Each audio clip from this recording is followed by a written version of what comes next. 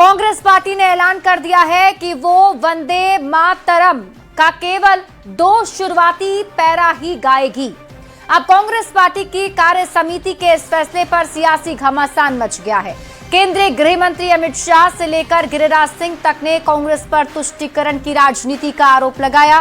कांग्रेस के इस फैसले पर सियासत फुल हो रही है, ये रिपोर्ट देखिए।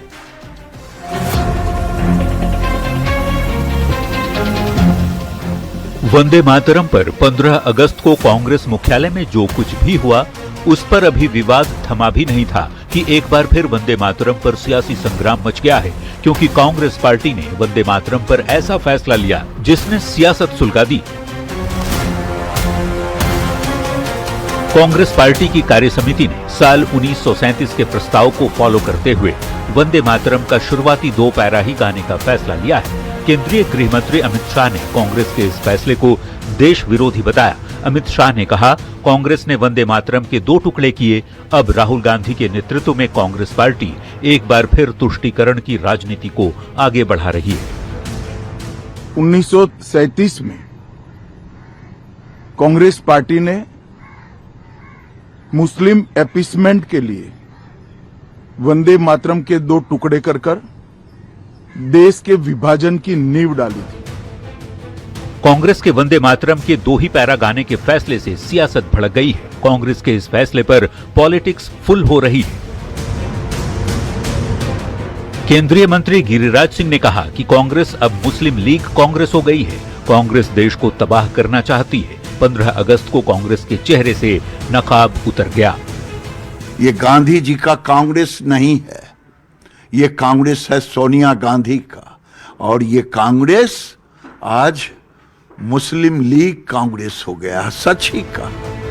वंदे मातरम पर कांग्रेस के फैसले के बाद पार्टी पर लगातार हमला जारी है। जेडीयू सांसद संजय झा ने भी कांग्रेस के फैसले पर सवाल खड़े किए, तो केंद्रीय मंत्री शिवराज सिंह चौहान ने कहा, कांग्रेस खुद को संसद और संविधान से ऊपर समझती है।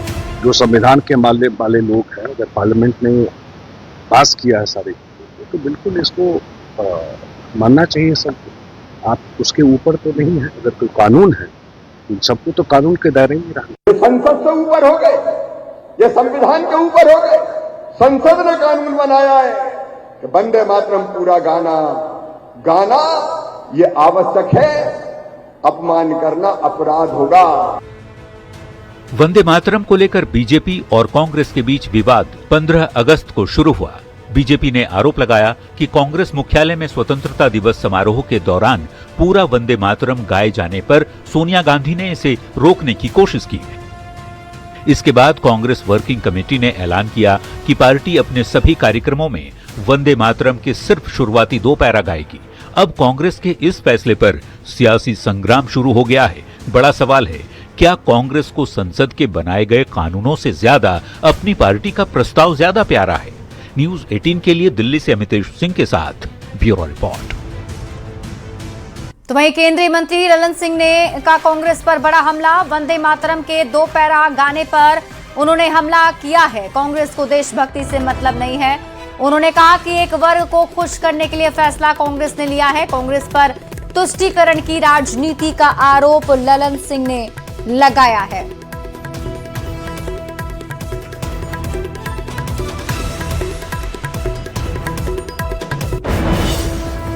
देखिए, कांग्रेस कार्य समिति ने जो प्रस्ताव पारित किया, वो अपने आप यह बताता है कि कांग्रेस पार्टी को राष्ट्र प्रेम से कोई मतलब नहीं, देशभक्ति से कोई मतलब नहीं। उनको समाज के एक खास वर्ग के लोगों को खुश करना, और इसलिए इस तरह का फैसला करते हैं। उनके लिए राष्ट्र प्रेम का कोई अर्थ नहीं। और आपत्ति क्यों है? इसलिए कि तीसरे छंद में, तीसरे जो वंदे मातरम गीत है उसके तीसरे छंद में यह अंकित है कि भारत मां को शक्ति के रूप में देखा है।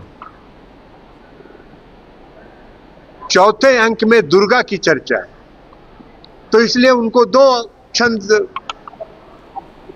गाना है और बाकी का छंद तुष्टीकरण की राजनीति का प्रमाण है, एक खास वर्ग के लोगों को खुश करने के लिए। तो केंद्रीय मंत्री गिरिराज सिंह ने भी कांग्रेस पर निशाना साधा। सोनिया गांधी और मल्लिकार्जुन खड़गे के नेतृत्व में नकली कांग्रेस है, उन्होंने बयान दिया और ये भी कहा कि सोनिया गांधी ने 1.5 दशक तक देश की नागरिकता नहीं ली। राहुल गांधी पर भी दोहरी नागरिकता का मामला है। कांग्रेस को ना देश से प्रेम है, ना ही राष्ट्रगीत से प्रेम है। सोनिया गांधी और खड़गे के नेतृत्व में ये नकली कांग्रेस है। जो सोनिया गांधी शादी के बाद 1.5 दशक तक नागरिकता न ली हो, जो राहुल गांधी दोहरी सदस्यता में अभी भी कोर्ट में केस है, ना उनको भारत से प्रेम है, न अपने राष्ट्रीय गीत से प्रेम है। ये नकली कांग्रेस। बिहार में बाढ़ सुखाड़ की समस्या सालों पुरानी है। हर साल पानी की कमी से किसानों की परेशानी बढ़ती है और बाढ़ से डूबते आशियाने की खबरें सुर्खियां बनती हैं। हजारों लोग प्रभावित होते हैं और ये सिलसिला जारी रहता है। जेडीयू सांसद संजय झा का मानना है कि इसके पीछे भारत बांग्लादेश के बीच हुई फरक्का जल संधि एक बड़ी वजह है। ये रिपोर्ट देखिए। इस ट्रीटी के वजह से बिहार का जितना नुकसान हुआ है उसका कोई सीमा नहीं। कहीं पानी के प्रहार से तबाही का मंजर, तो कभी पानी की किल्लत से सुखाड़ के हालात। बिहार में बाढ़ सुखाड़ की स्थिति हर साल की कहानी है। हर साल सूखे मौसम में दक्षिण बिहार के सूखाग्रस्त जिलों में पेयजल संकट मंडराने लगता है, तो मानसून में उत्तर बिहार बाढ़ से बेहाल हो जाता है। जेडीयू सांसद संजय झा का मानना है कि इसके पीछे फरक्का जल संधि एक बड़ी वजह है। नॉर्मली ऐसा होता नहीं। लोग 5 साल के लिए करता है, 3 साल के लिए करता है, अब फिर असेस करता है कि उसका क्या फायदा हुआ, क्या जो भी उसका असेसमेंट होता है। 30 साल वन साइडेड ये ट्रीटी चला, अब उसका टाइम खत्म हो रहा है दिसंबर में, और इस ट्रीटी के वजह से बिहार का जितना नुकसान हुआ है उसका कोई सीमा नहीं, चाहे वो फ्लड हो चाहे सुखाड़ हो। और हम सब लोग, बिहार के लोग, हमारे नेता नीतीश कुमार जी बहुत पहले से इस बात का डिमांड करते रहे कि फरक्का का ट्रीटी खत्म हो, बिहार के हित में नहीं है। वो तो यहाँ तक बोलते थे कि वो बराज को तोड़ देना चाहिए। संजय झा बिहार के पूर्व जल संसाधन मंत्री रह चुके हैं, लिहाजा उन्हें बिहार की बाढ़ और सिंचाई के संबंध में अच्छी जानकारी है। संजय झा ने बिहार में गहराते जा रहे जल संकट का मुद्दा राज्यसभा में भी उठाया और फरक्का जल संधि की त्रुटियों को गिनाया। संजय झा ने कहा, 1996 में भारत ने बांग्लादेश के साथ उदारता दिखाई, बदले में भारत को बांग्लादेश से कोई लाभ नहीं मिला। बिहार की आबादी और जरूरतें 1996 जैसी नहीं है। बिहार की आबादी और पानी की जरूरत बहुत बढ़ी है। संधि खत्म करना मतलब बांग्लादेश से पानी छीनना नहीं। संधि की अवधि पूरी होने पर नई बातचीत होनी चाहिए। पानी का बंटवारा पूरे गंगा बेसिन के आधार पर होना चाहिए। वर्तमान आंकड़ों और जरूरतों का वैज्ञानिक अध्ययन होना चाहिए। इसी साल दिसंबर में फरक्का जल संधि की 30 साल की समय सीमा समाप्त होने वाली है। ऐसे में देखना होगा कि केंद्र सरकार सांसद संजय झा के सुझाव पर क्या फैसला लेती है। पटना से संवाददाता आनंद अमृतराज के साथ ब्यूरो रिपोर्ट। केंद्र की मोदी सरकार ने अब जेन ज़ी को साधने का पूरा मास्टर प्लान तैयार कर लिया है। इसके तहत केंद्रीय मंत्रियों को युवाओं से बातचीत का टारगेट दिया गया है, जो रोजाना एक यूनिवर्सिटी में जाकर छात्रों से बातचीत करेंगे। इस पहल का नाम 1 डे 1 यूनिवर्सिटी रखा गया है, जिसमें तमाम केंद्रीय मंत्रियों को अलग अलग यूनिवर्सिटीज के छात्रों से बातचीत के लिए कहा गया है।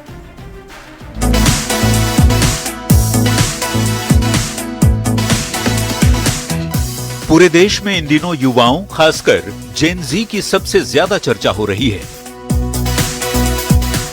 इसी बीच अब राजनीतिक दलों ने भी इस जेनरेशन को टारगेट करना शुरू कर दिया है। युवाओं तक अपनी पहुंच बढ़ाने के लिए केंद्र की मोदी सरकार हर दिन एक केंद्रीय मंत्री को एक यूनिवर्सिटी में भेजने की योजना बना रही है। मंत्री वहां युवाओं से बातचीत करेंगे, उनकी चिंताओं पर चर्चा करेंगे और देश के सामने मौजूद तमाम मुद्दों पर उनकी राय को बेहतर ढंग से समझेंगे। वन डे वन यूनिवर्सिटी नाम से एक देशव्यापी कार्यक्रम शुरू करने की तैयारी में केंद्र सरकार है। यूनिवर्सिटी के छात्रों तक पहुंचने की केंद्र सरकार की इस पहल पर सियासत तेज हो गई है। एनडीए के नेता इसे छात्रों से संवाद को लेकर केंद्र सरकार की बड़ी पहल मान रहे हैं। इससे विकसित भारत में युवाओं की भागीदारी सुनिश्चित होगी, ऐसा दावा किया जा रहा है। प्रत्येक दिन एक यूनिवर्सिटी जाएंगे, वहां के छात्रों, नौजवानों से संवाद करेंगे, उनकी समस्याओं को समझने और उन्हें दूर करने का प्रयास करेंगे, उस दिशा में पहल करेंगे। आदरणीय प्रधानमंत्री श्री नरेंद्र मोदी जी की सरकार में युवाओं को सिर्फ योजनाओं का लाभार्थी नहीं बल्कि राष्ट्र निर्माण का भागीदार बनाया जा रहा है। वन डे वन यूनिवर्सिटी पहल इसी सोच का सशक्त उदाहरण है। युवाओं की आवाज जब सीधे सरकार तक पहुंचेगी तो संवाद भी बढ़ेगा और समाधान की गति भी तेज होगी। तो वहीं आरजेडी और कांग्रेस के नेता इसे केंद्र सरकार का एक और शिगुफा करार दे रहे हैं। देखिए, केंद्र की नरेंद्र मोदी की सरकार के कथनी और करनी में हमेशा फर्क रहा है। दरअसल भी कुछ ही दिनों पहले एक शिगुफा छोड़ा गया था केंद्र सरकार के द्वारा कि तमाम सांसद अपने क्षेत्र के एक गांव को गोद लेंगे, लेकिन क्या हुआ? ढाक के 3 पात। छात्र युवा बेहतर शिक्षा, बेहतर परीक्षा और बेहतर परिणाम के साथ नौकरी और रोजगार चाहते हैं, लेकिन सरकार इस दिशा में गंभीर नहीं रही है। केंद्र की मोदी सरकार छात्रों और युवाओं से सीधे संवाद बढ़ाने के लिए एक नई और बड़े स्तर की पहल पर काम कर रही है। कार्यक्रम का मकसद छात्रों की समस्याओं और चिंताओं के साथ ही सुझावों को सुनना भी है। कैंपस में छात्रों के साथ देश से जुड़े अहम मुद्दों पर चर्चा करना और ये जानने की कोशिश करना कि युवा किन चुनौतियों का सामना कर रहे हैं।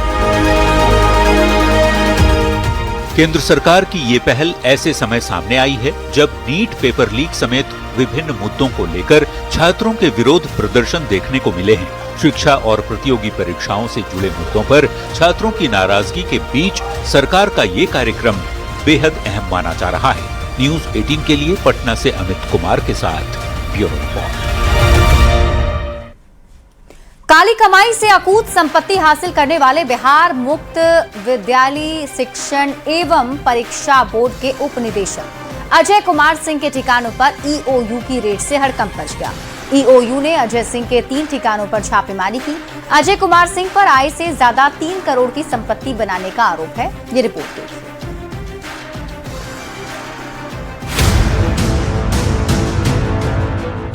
यह आलीशान घर है बिहार मुक्त विद्यालयी शिक्षण एवं परीक्षा बोर्ड के उप निदेशक अजय कुमार सिंह का। अजय कुमार सिंह के 3 ठिकानों पर गुरुवार की सुबह ईओयू की 3 टीम ने धावा बोल दिया। इस कार्रवाई के बाद एक बार फिर भ्रष्ट अधिकारियों में हड़कंप मच गया है। ईओयू की टीम ने अजय कुमार सिंह के पटना के राजीव नगर और मीठापुर के ठिकानों पर छापेमारी की। बेगूसराय के सनहा परोरा में अजय कुमार सिंह के घर पर ईओयू की टीम ने रेड डाली। बीबीओएसई के उप निदेशक के घर की चप्पे चप्पे की तलाशी ली गई, कागजात खंगाले गए। छापेमारी के दौरान काफी संख्या में लोग उनके आवास के बाहर जुट गए। काली कमाई करना एक और भ्रष्ट लोक सेवक को जो है वो भारी पड़ा है और ये भ्रष्ट लोक सेवक जो है वो अजय कुमार सिंह है। बताते चलें कि अजय कुमार सिंह जो है वो उप निदेशक हैं बिहार मुक्त विद्यालय शिक्षण एवं परीक्षा बोर्ड में और इनके 3 ठिकानों पर जो है आर्थिक अपराध इकाई की टीम जो है वो छापेमारी कर रही है, जिसमें से ये एक ठिकाना है जहां से मैं ये खबर बता रहा हूं। ये आकाशवाणी रोड है खजपुरा में और यहां पे ईओयू की टीम जो है वो सुबह सुबह पहुंची और इनके इस ठिकाने पे जो चंद्रतारा भवन है यहाँ पे देख सकते हैं ये आलीशान घर जो है इन्होंने अपनी काली कमाई से अकुत संपत्ति से बना रखा है। अपनी काली कमाई से करोड़ों का वारा न्यारा करने वाले अजय कुमार सिंह पर आय से करीब 90% अधिक संपत्ति बनाने का आरोप है। अजय कुमार सिंह पर आय से करीब 3 करोड़ से ज्यादा की काली कमाई का आरोप है। अकूत संपत्ति के मालिक बने अजय कुमार सिंह ने भ्रष्टाचार के जरिए ये साम्राज्य खड़ा किया है। ईओयू की छापेमारी के दौरान अजय कुमार सिंह अपने आवास पर ही थे। ईओयू की अचानक इस दबिश के बाद सनसनी फैल गई। अजय कुमार सिंह के ठिकानों पर छापेमारी के बाद भ्रष्ट अधिकारी एक बार फिर सहम गए हैं। बिहार में भ्रष्ट अधिकारियों पर लगातार शिकंजा कसा जा रहा है। सीएम सम्राट ने साफ कर दिया है कि भ्रष्ट अधिकारी अब बचेंगे नहीं। अजय कुमार सिंह के ठिकानों पर छापेमारी ने काली कमाई करने वाले अधिकारियों को साफ संदेश दिया है कि घूस लेना छोड़ दो, भ्रष्टाचार पर पैसे कमाना छोड़ दो, नहीं तो एक एक पैसे का हिसाब होगा। न्यूज 18 के लिए पटना से अमित कुमार के साथ बेगूसराय से संतोष कुमार सिंह की रिपोर्ट।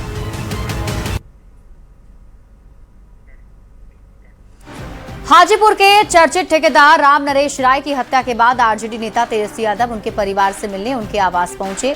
उन्होंने राम नरेश राय की प्रतिमा पर पुष्प अर्पित कर श्रद्धांजलि दी और उनकी पत्नी बेटे से मुलाकात कर घटना की जानकारी ली। परिवार से मिलने के बाद तेजस्वी यादव ने बिहार की कानून व्यवस्था को लेकर सरकार पर हमला बोला। उन्होंने कहा कि राज्य में लगातार अपराध और हत्या की घटनाएं हो रही हैं और कानून व्यवस्था की स्थिति खराब है। तेजस्वी यादव ने पुलिस की कार्यशैली पर भी सवाल उठाए। आज पीड़ित परिवार से हम लोग जो है मिलने आए हैं। हमारी पूरी संवेदना जो है उसके परिजनों के साथ है और लगातार जो है आपराधिक घटने जो है बिहार के हर जिलों में बढ़ते हैं। जो गोली मार के जिस प्रकार से हत्या की गई है, हम लोग प्रशासन से भी बात करेंगे कि जल्द से जल्द जो है गिरफ्तारी हो, जो भी दोषी है उनकी कड़ी से कड़ी जो है सजा प्रशासन दिलाने का काम करे। स्वास्थ्य मंत्री निशांत कुमार के 100 दिन से ज्यादा का कार्यकाल पूरा होने पर जेडीयू ने प्रेस वार्ता कर उनका रिपोर्ट कार्ड पेश किया। जेडीयू एमएलसी नीरज कुमार ने दावा किया कि निशांत कुमार के नेतृत्व में राज्य की व्यवस्था में बहुत बड़ा बदलाव हुआ है। उन्होंने कहा कि निशांत कुमार लगातार अस्पतालों का निरीक्षण कर व्यवस्थाओं में सुधार कर रहे हैं और गरीबों के इलाज के लिए सरकार पर्याप्त संसाधन उपलब्ध करा रही है। नीरज कुमार ने दावा किया कि दवा वितरण के मामले में बिहार देश में नंबर 1 है। उन्होंने ये भी कहा कि बिहार की बेहतर होती स्वास्थ्य व्यवस्था के कारण नेपाल, भूटान और पाकिस्तान से भी मरीज इलाज के लिए IGIMS पहुंच रहे हैं। निशांत कुमार जी के नेतृत्व में जो हमने शानदार सफलता अर्जित किया है वो अब एक काबिले गौर है। टीबी के खिलाफ, यक्ष्मा के खिलाफ बिहार का बड़ा अभियान चला। दवा वितरण के मामले में क्योंकि बहुत लोग को पेट में दर्द होता है तो जरा जानकारी उनको दे दीजिएगा।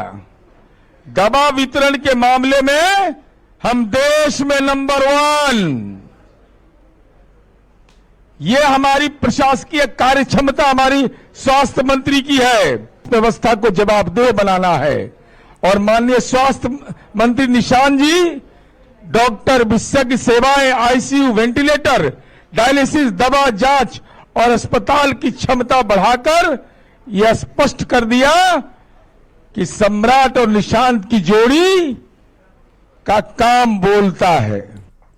खबर नालंदा से है, जहां राजगीर के अंतर्राष्ट्रीय कन्वेंशन सेंटर में आरएलएम का 3 दिवसीय विमर्श शिविर आयोजित किया गया। इस पार्टी के राष्ट्रीय अध्यक्ष उपेंद्र कुशवाहा, पंचायती राज मंत्री दीपक प्रकाश, विधायक स्नेहलता कुशवाहा और माधव आनंद समेत कई नेता शामिल हुए।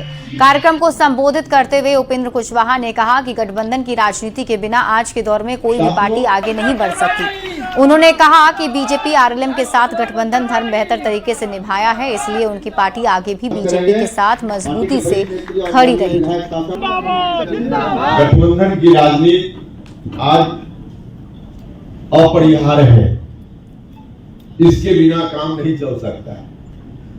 देश की सबसे बड़ी पार्टी भारतीय जनता पार्टी और उसके बाद कांग्रेस पार्टी। भारतीय जनता पार्टी का भी गठबंधन है, जिस गठबंधन में हम लोग शामिल हैं।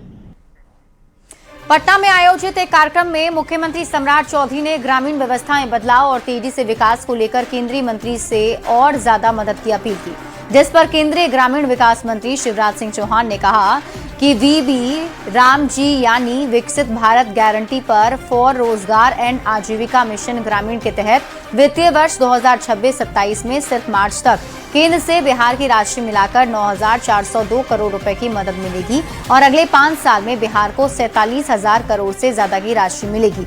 यानी बिहार के हर पंचायतों करीब 5 करोड़ 84 लाख रुपए दिए जाएंगे, जिससे पंचायतों के विकास की रफ्तार न सिर्फ तेज होगी बल्कि काफी विकास के क्षेत्र में पंचायत आगे निकल पाएंगे।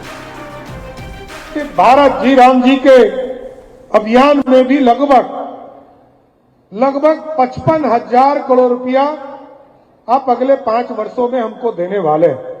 इन दोनों को भी जोड़ने का हम लोग प्रयास कर रहे हैं, लेकिन विशेष तौर पर आग्रह है कि भारत सरकार का विशेष अभियान चले और स्वाभाविक है जो पर्यटन के जो बड़े केंद्र हैं, जैसा सरवन जी ने बताया, नालंदा हो, बक्सर हो, भागलपुर हो, मोतिहारी हो, ये तमाम जो स्थान है इस पर हम लोग बड़े हाट बनाकर जीविका दीदी के समूह को वहां पर व्यवस्थित करना चाहते हैं, क्योंकि दुनिया स्तर की चीजों को हम बनाते हैं, इसको एक मार्केट चाहिए, उसकी व्यवस्था करने के लिए आपसे आग्रह करना चाहते हैं।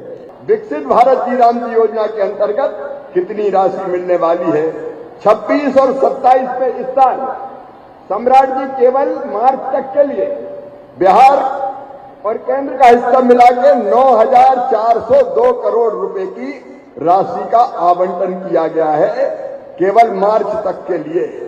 अगले 5 साल में बिहार को 47,000, 10 लाख 8,000 करोड़ रुपया मिलेंगे। मैंने देखा यहाँ पंचायतें कितनी, यहाँ पंचायतें 8,053। प्रति पंचायत इस पैसे को बांटेंगे तो 5 साल में हर पंचायत को 5 करोड़ 84 लाख रुपया मिलेंगे। और मेरे बहनों और भाइयों, एक पंचायत को 5 करोड़ 84 लाख रुपया मिलेंगे तो बताओ गांव का पूरा विकास हो जाएगा कि नहीं हो जाएगा? हो जाएगा कि नहीं हो जाएगा? हो जाएगा। खबर भागलपुर से है, जहां प्रधानमंत्री आवास योजना ग्रामीण के तहत 22,672 परिवारों का पक्का घर का सपना पूरा हुआ। पटना के बापू सभागार में आयोजित कार्यक्रम में केंद्रीय ग्रामीण विकास मंत्री शिवराज सिंह चौहान और बिहार के मुख्यमंत्री सम्राट चौधरी समेत कई मंत्रियों ने लाभुकों को घर की चाबी सौंपी है।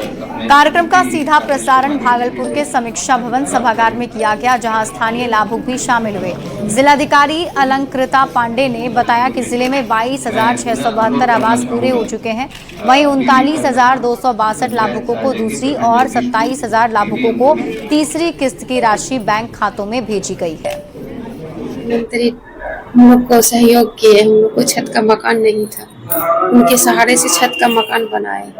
पहले कैसे रहते थे? पहले चदरा में ऐसे रहते थे, दिक्कत होती थी? दिक्कत बहुत होती थी। अब जो आवास मिल गया है तो अच्छे से खुश है, बच्चे लोग खुश हो जाएंगे। हाँ।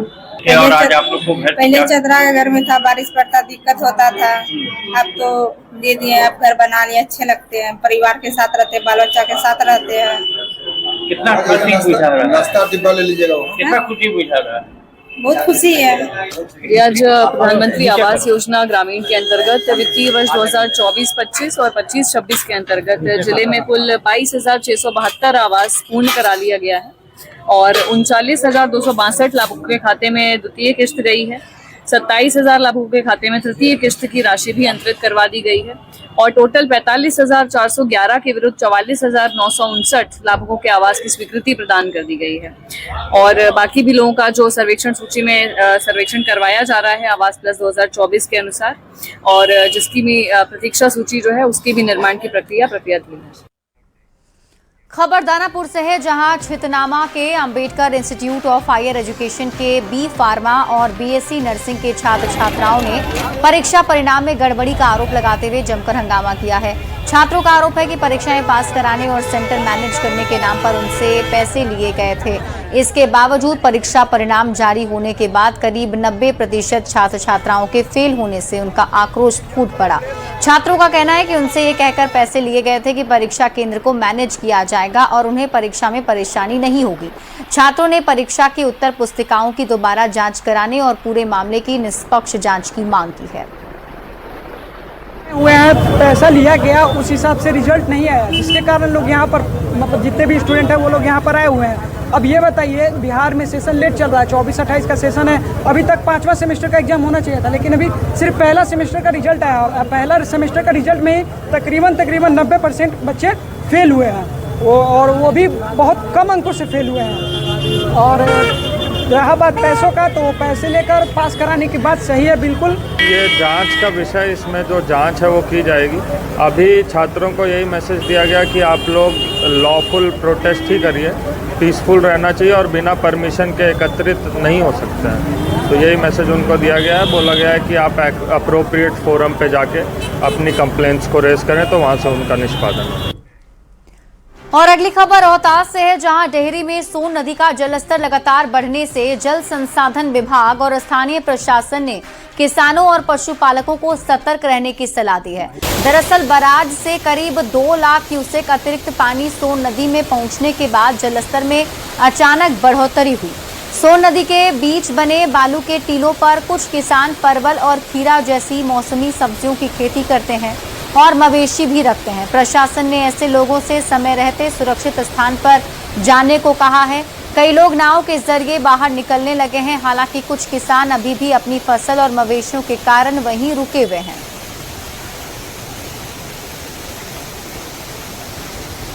वहाँ पर सब धान, गेहूँ, सब्जी सब टोटल थोड़ा थोड़ा होता है अपना जीवन यापन के लिए। इसलिए कि माल मवेशी बकरा बकरी सब है, पानी का जल बढ़ाव ज़्यादा है, इसलिए प्रशासन जो पूरी से हुआ है, तो हम लोग कुछ आ गए हैं वहाँ से सोनडीला पर से। पैनिक होने की कोई आवश्यकता नहीं है। ये जो इफेक्ट देखा जा रहा था मात्र 2 दिन पहले का था, जबकि करीब 2 लाख के करीब डिस्चार्ज वहाँ से मोहम्मदगंज बराज, जो कि नॉर्थ कोयल रिवर पे स्थित है, उसका पानी आया। वर्तमान में अभी 16,000 डिस्चार्ज आया, जो कि बहुत कम है। अब पानी का इफेक्ट बहुत जल्द कम हो जाएगा और कोई खतरे की बात नहीं है।